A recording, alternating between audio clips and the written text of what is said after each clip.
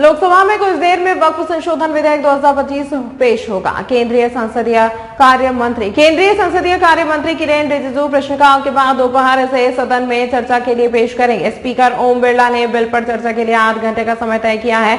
इसमें से एनडीए को 4 घंटे 40 मिनट दिए गए हैं, बाकी वक्त विपक्ष को मिला है। चंद्रबाबू नायडू की तेलुगु देशम पार्टी टीडीपी और नीतीश कुमार की जनता दल यूनाइटेड ने बिल को समर्थन देने की घोषणा की। दोनों पार्टियों ने अपने सभी सांसदों को सदन में मौजूद रहने के लिए व्हिप भी जारी किया। दूसरी तरफ विपक्ष बिल के विरोध में है। मामले में तमिलनाडु की एआईएडीएमके, नवीन पटनायक की बीजू जनता दल और के चंद्रशेखर राव की भारत राष्ट्र समिति जैसी न्यूट्रल पार्टियां भी विपक्ष के साथ है। बीते दिन इंडिया ब्लॉक के दलों ने संसद भवन में बैठक करके बिल पर अपनी रणनीति को लेकर चर्चा की। विपक्ष ने चर्चा का समय बढ़ाकर 12 घंटे करने की मांग भी की। किरेन रिजिजू ने कहा है कि चर्चा का समय बढ़ाया जा सकता है। देश को भी जानना चाहता है कि किस पार्टी का क्या स्टैंड है। इस बीच यूपी में पुलिस की छुट्टियां रद्द कर दी गई हैं। भोपाल में मुस्लिम महिलाएं बिल के समर्थन में उतरी और पीएम मोदी का शुक्रिया अदा किया। राज्यसभा सांसद कपिल सिब्बल ने कहा कि वैसे तो हर धर्म में सुधार की जरूरत होती है, चाहे फिर हिंदू धर्म हो, मुस्लिम हो, क्रिश्चियनिटी हो, सुधार अच्छी बात है।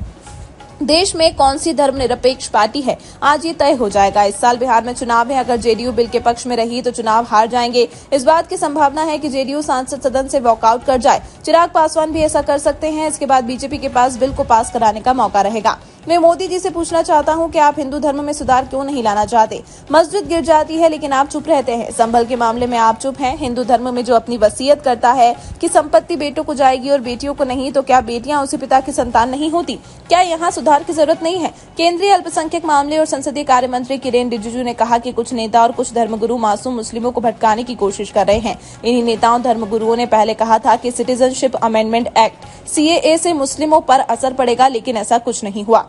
वाराणसी में एडवोकेट विष्णु शंकर जैन ने कहा, वक्फ संशोधन बिल को काफी सलाह मशवरे और सुझावों के बाद लाया गया है। वक्फ के कॉन्सेप्ट में ही संशोधन हो चुका है। बिल में कई तरह के चेक एंड बैलेंस लगाए गए हैं। यह संशोधन एक कदम आगे है, लेकिन यह पूर्ण नहीं है। इसमें कुछ खामियां हैं, इसलिए बिल को जेपीसी में ले गए। विष्णु शंकर जैन ज्ञानव्यापी मस्जिद मामले में हिंदू पक्ष की तरफ से पैरवी कर रहे हैं। देखिए, आज ऐतिहासिक दिन है और वक्फ संशोधन बिल 2025 आज लोकसभा में पेश किया जाएगा।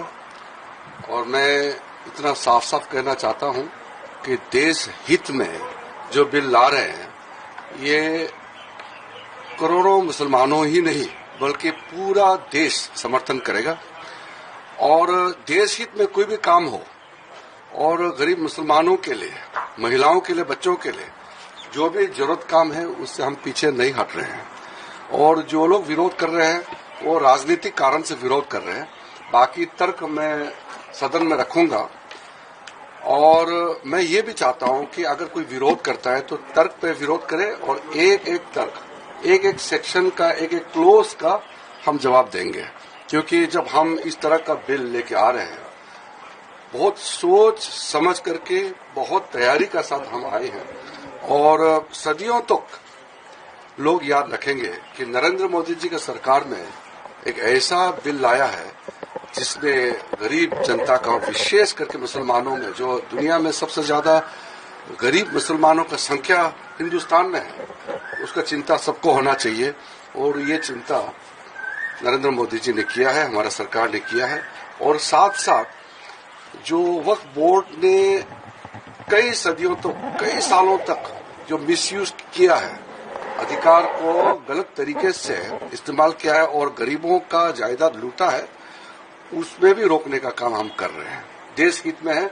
और हम पुनः सब पॉलिटिकल पार्टी को अपील करते हैं कि देश हित में सब बिल को सपोर्ट करना चाहिए। अगर विरोध करते हैं तो तर्क रख के विरोध करें, ऐसे झूठे बातें करके विरोध